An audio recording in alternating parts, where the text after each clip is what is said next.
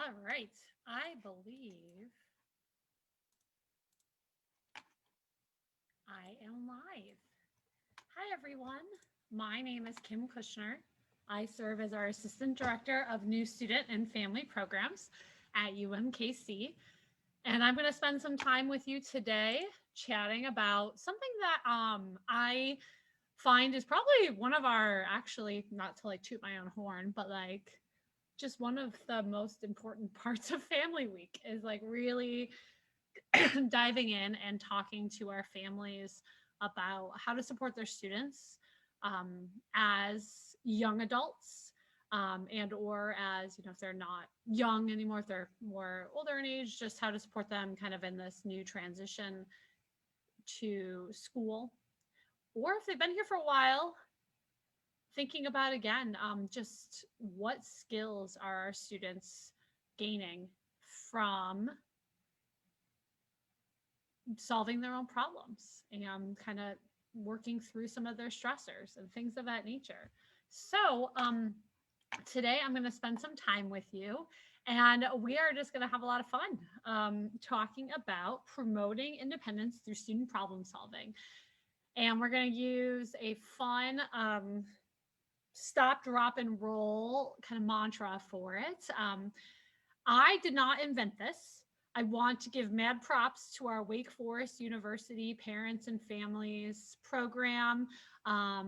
Betsy is her name. She works over there. And I remember looking at her website last year when we were creating UMKC parent and family programs and saying, this is awesome. We're going to use this in something. So, yay, I'm using it now.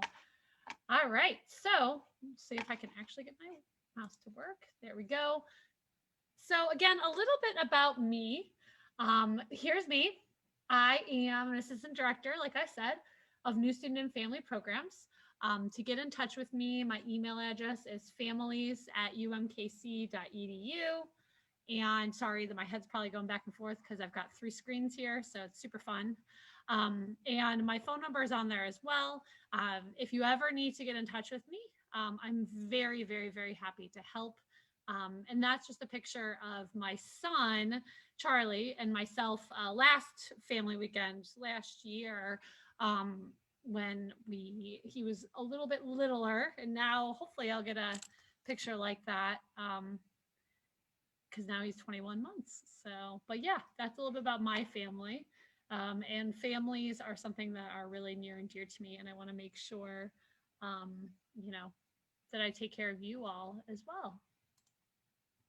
And I put the slide in all of my presentations because I do feel like it's really important to mention that although we talk about parents, family members, um, we are not just looking at that in some traditional sense.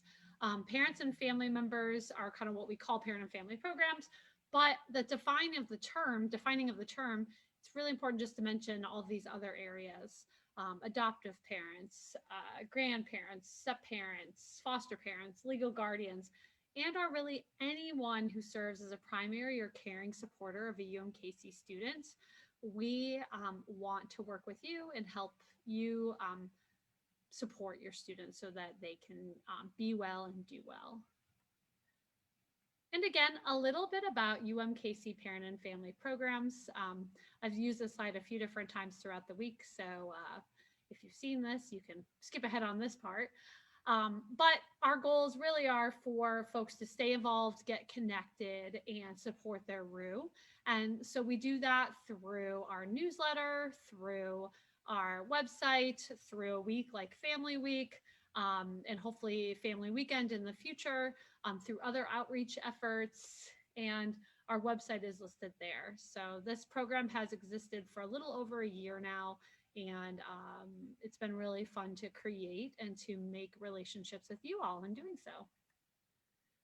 All right, so let's get into the meat of this presentation. As I mentioned, today's presentation is entitled Stop, Drop, and Roll for Student Problems. So what that looks like is, we probably remember stop, drop, and roll, putting out the fire, et cetera, when we were growing up, K-12 education. I'm not sure exactly when I learned that. Thankfully, I've never had to really do that in the literal sense. But Wake Forest University Parents and Family Resources use that terminology, use that adage, um, and they use that for a way that they were talking to families as, has your child contacted you or has your student contacted you a problem?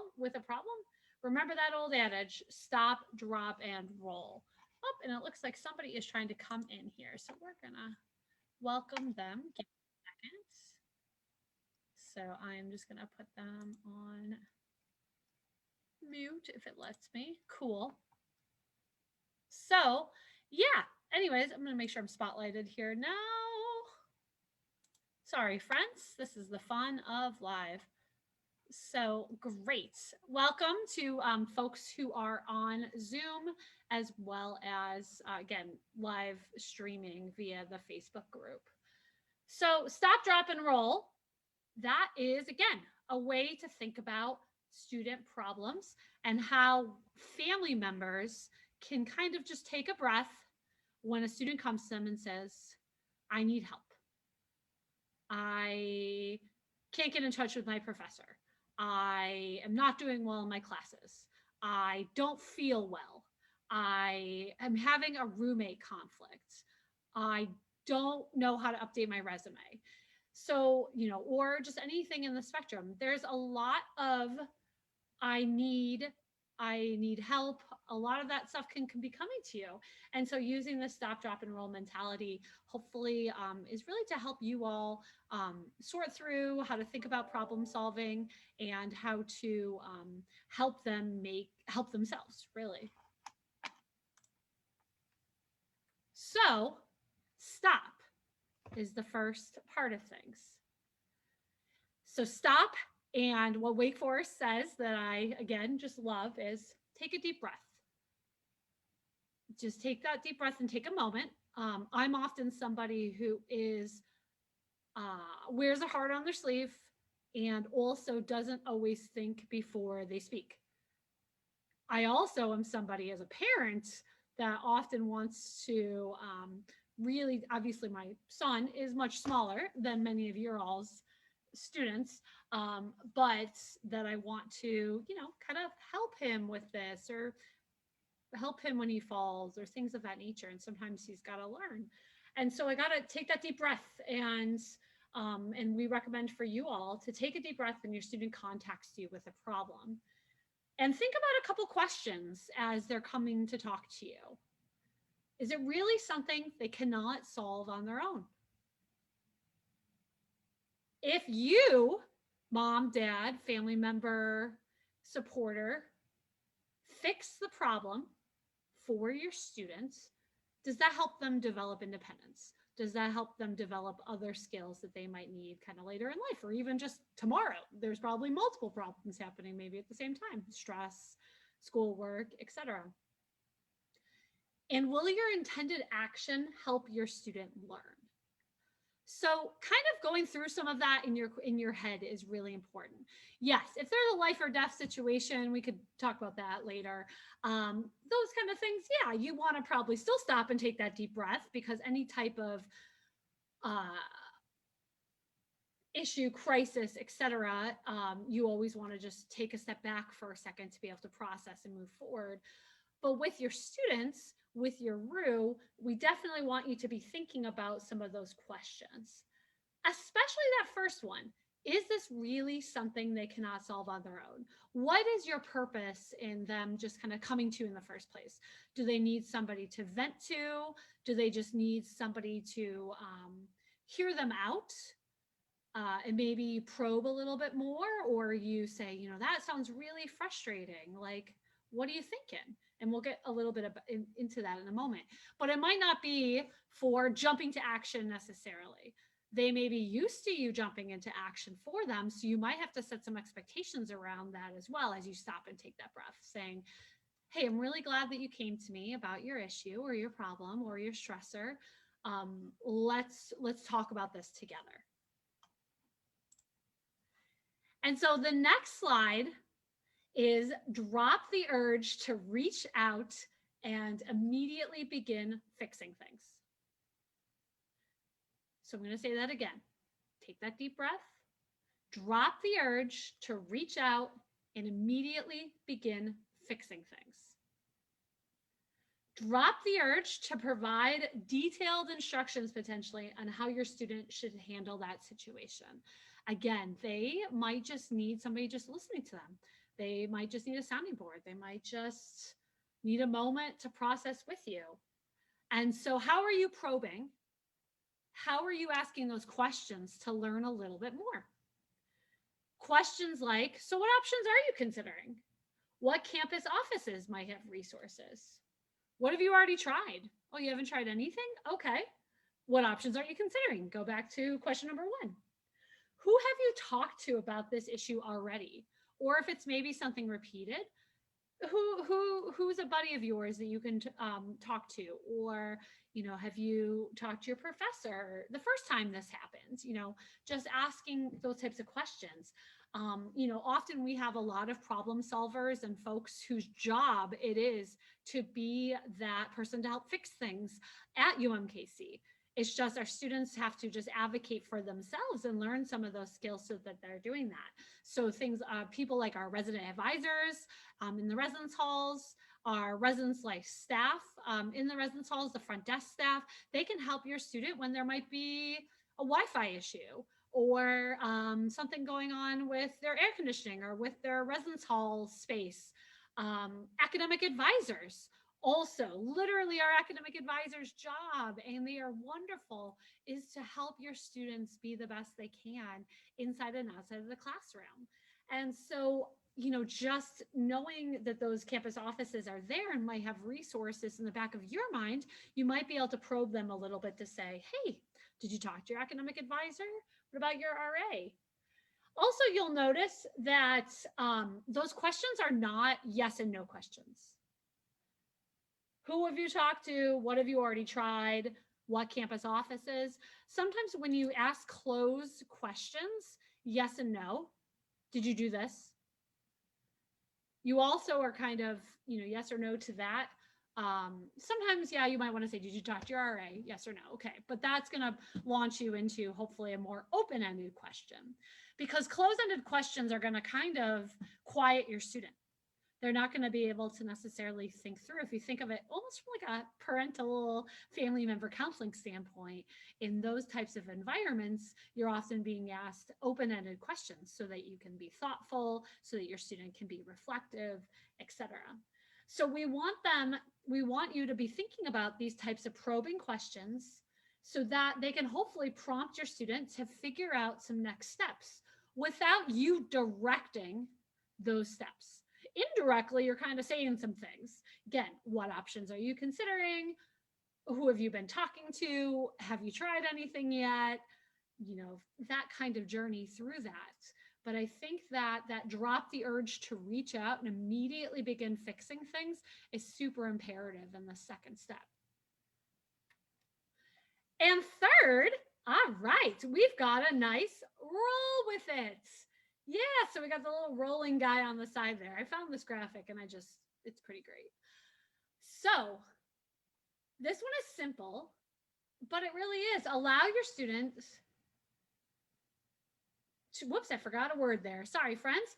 No, allow your student to do the problem solving on their own. And the long-term benefits of building problem-solving skills and independence will last your student a lifetime. So again, we understand our students are coming from all different kinds of cultural backgrounds, family upbringings, etc. Maybe they're coming from a background where it is a really collaborative process to problem solve or to do things. And that's totally fine. We are all about, again, collaboration and empowerment and, getting support from your family members. The moral of the story here is not mom, dad, family member should not do anything. That is not what we're saying. What we're saying is just to have some thoughtfulness around your approach to supporting your students. And rolling with it means, how can you ask some of those questions that we kind of went about talking about earlier?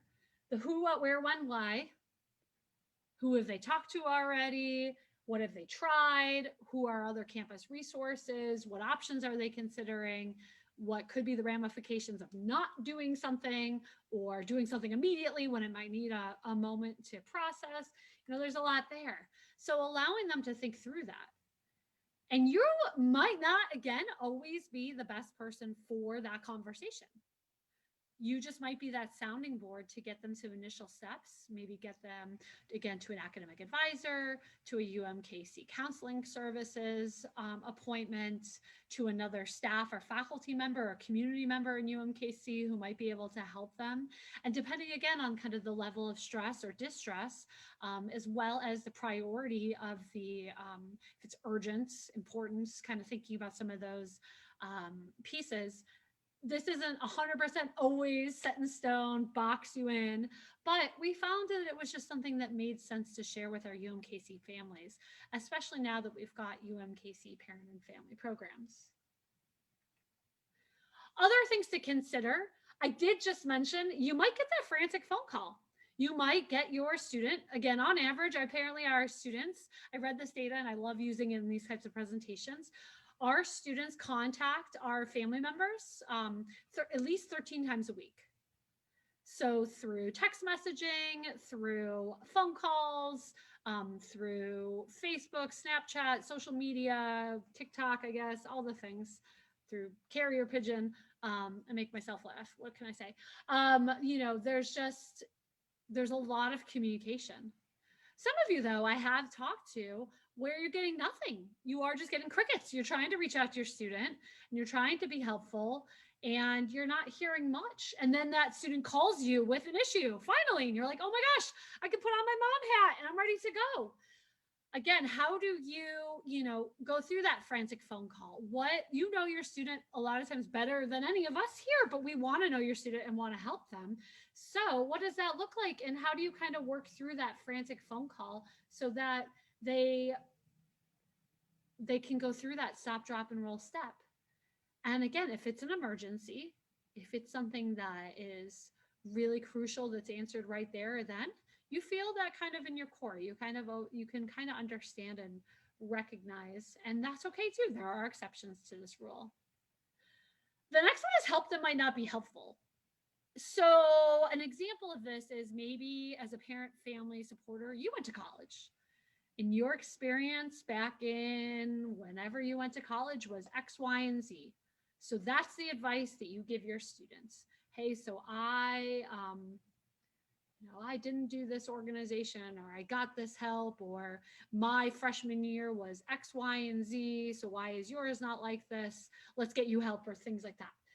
And sometimes that help isn't helpful because we're learning, and it's no offense to you all. You're not at UMKC every single day and may not know every single piece, and your college experience or your life experiences bring in different, just things that have happened in your world that are not what your students are experiencing, or that are just very different than who your student is or how they would work through a situation.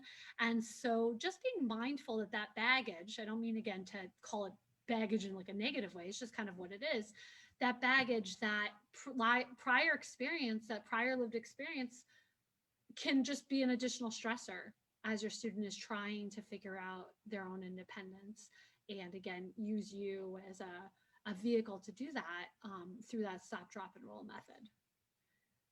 Other things to consider as well is that sometimes you might want to be like, I'm going to help. I'm going to call registration records. I'm going to call my student's academic advisor. I'm going to call X, Y, and Z. But we do, again, have some student privacy pieces at UMKC that it's important that you have talked to your student and laid out expectations around FERPA, which is Educational Rights and Privacy, around AAA, which is our additional authorized access, around HIPAA, which has to do with health and counseling services or student health and wellness, et cetera, and records. We do have some ways for you as parents, family, and supporters to be able to access that type of information that would fall under those restrictions. But student privacy pieces are ultimately there because, student privacy pieces are ultimately there because we really, really want to make sure our students can be successful, independent, and We follow our legal our words are hard. Sorry, I got distracted by text. Um, that we follow the rules and regulations that our state and that our educational entities provide. So you need to talk to your students. If you do decide after this conversation, well, I still want to be able to have access to their bill, make sure they're paying for financial aid, or excuse me, that they're paying their bill on time, or want to maybe call their academic advisor and learn some questions or learn some answers. In order to do that, you have to have your students' paperwork filled out for FERPA release. There's a AAA release, etc.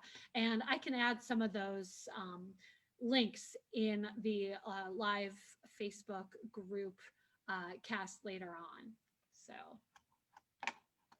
I am just going to take a look and see how we're doing. And if we have any questions, hello to the folks who are on the Zoom call. So excited to have you. I don't see anything, but we got a few folks who are messaging or who are watching. So awesome sauce to that. Oops, let me go back over here.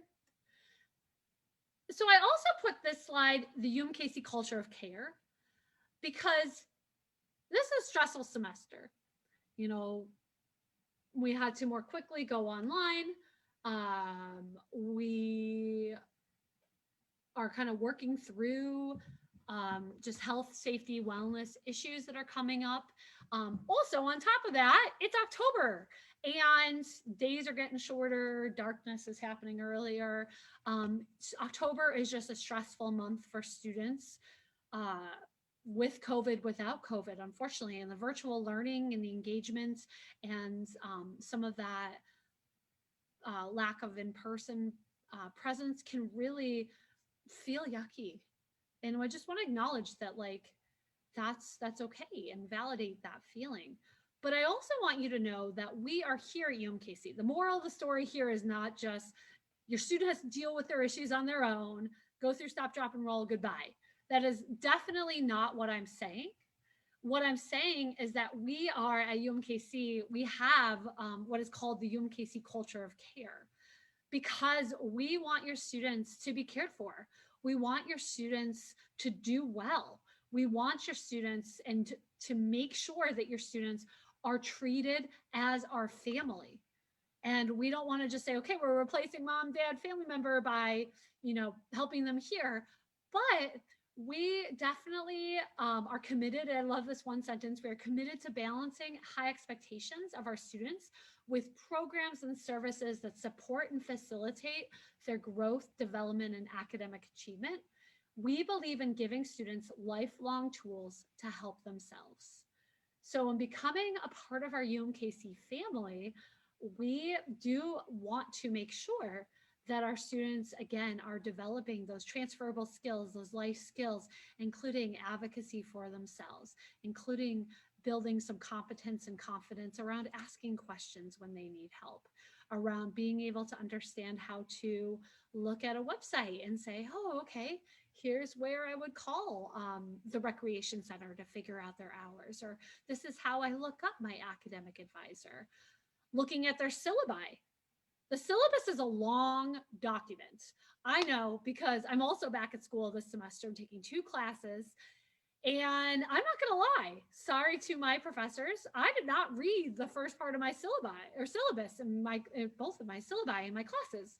It just looked like a lot of stuff that just didn't seem to matter. But some of that around disability accommodations, what to do if your student gets sick, just other types of protected identities, how to access your students or how to access your professor's office hours, other questions around just content and protocol at the university. All of that is in the beginning of the syllabus. And I really, really, really encourage you to kind of nudge your student to say, hey, it's October. Are you getting the support you need? And hey, maybe you're taking a look through your syllabi one more time and just making sure that you know when your professor's office hours are, if you need any types of accommodations, etc., that they're at least knowing where that information exists. Went off a little bit of a tangent there, but it was something I was thinking about recently. And again, as we start concluding this presentation, I just want to make sure, and I put this slide in a lot of my presentations, that you all know that you matter so much in your students' UMKC experience. We want to partner together with our parents, families, and supporters. That's why UMKC Parent and Family Programs exists. Data shows that you all are what's called a really important retention tool. So your ability to be in the know, your ability to be connected, to be involved, are really important. So we've set up some different resources that we think will be really helpful for you, such as the UMKC Parent and Family Programs website, which has some different outreach initiatives, has all of our newsletters on there, also has a parent and family resource hub. So if you're like, I don't even know where to start with even understanding any resources on this campus, you can definitely go there. And they're all kind of A to Z with different websites and things of that nature and contact information. Took me a little while to make, so please take advantage of that. We've got our UMKC Facebook group, shout out, because that's what this is on right now. So many of y'all have already found the Facebook group, but if you have any friends, fellow family members, etc., definitely lead them there. And then we also have a mailing list, go.umkc.edu/parents.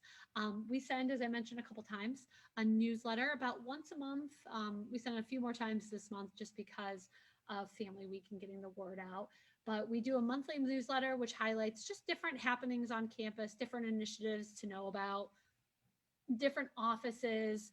My favorite is like the dates and deadlines at the bottom, just giving you an abbreviated, like for instance, reminder of when the residence hall is closed for Thanksgiving break, or when graduation paperwork is due, or when tuition might be due, just things like that. And so I spend a lot of time on making those newsletters because I know that they can matter in helping you, again, being the best resource possible. And then also, again, I put this slide in my Family Week intro, updated a little bit with a different picture from our week of welcome time with our students in August, where we had students safely on campus, social distance in some small groups, learning and bonding with each other. And then a picture of actually one of my colleagues, but this is when she graduated, looks like with her bachelor's, and so maybe that was her master's, I can't tell, but shout out to Rachel McCommon. And we want you from day one to graduation, we want your students to be their best and to graduate from UMKC and become an active RU alum. We want your student to be successful, and we want to partner with you because you're powerful referral agents. Again, they're going to come to you and have questions, and using that stop, drop, and roll method is really, really helpful, just to take that breath and see, based on maybe what you read in the newsletter, what you can kind of encourage them to think about, or to, when in doubt, if they're a residential student, talk to their RA or their hall director or their academic advisor for both our non-residential and residential students.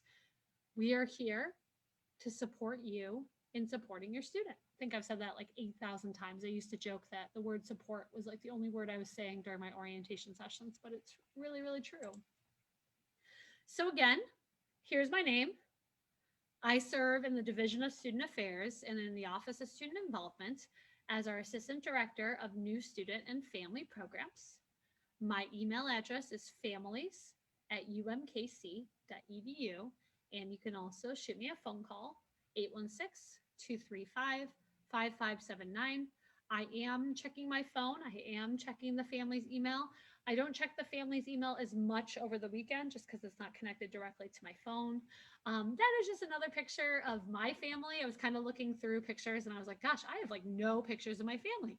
And so that's on the 4th of July. I'm wearing a really goofy 4th of July shirt with Charlie and my husband, and then our dog, who decided to not be super, he was probably hot. It was like 1,000 degrees out, but that's Bear. So that's my family. And from my family to yours, we are here to help, and we are here to support you. And I'm really excited to have met many of you throughout Family Week this week, whether it's been at programs or it's been through a phone call or an email, through the Facebook group, etc. So I hope to just know that, or I hope you all know that. Let's continue this relationship. Family Week is just an opportunity to celebrate and to share resources, but really, it's kind of like family 365, 24/7. You know, we're always here for you, and we always want to make sure you feel connected to our Roo family and our Roo Nation. So I'm going to check again and see if we have any questions. And I believe that is my last slide. Yep. So I'll put back my adorable family. Charlie's wearing a diaper bathing suit there and some dino shoes. You know, you wish you had those kind of shoes when you're an adult, but not so much. They light up too, which is really awesome. Any questions at all or any comments? Anything I can do? I'll continue to check the chat. Definitely comments if you watch this later and you still have questions. This is up on, like I said, on the Facebook group, the Parents and Families Facebook group. And so it's been wonderful. Again, we've got a 1:00 session, so I'm going to be staying in the office. If you think of anything you need, like I said, talk to me on Facebook, shoot me an email, shoot me a phone call, and I'm going to drink my McDonald's. I got a Happy Meal today because I'm really awesome like that. I wanted to give Charlie the toy. So my little tiny drink. So have a great one. And I'm going to stop the live share once I figure out how to do that. Have a great day. Bye-bye.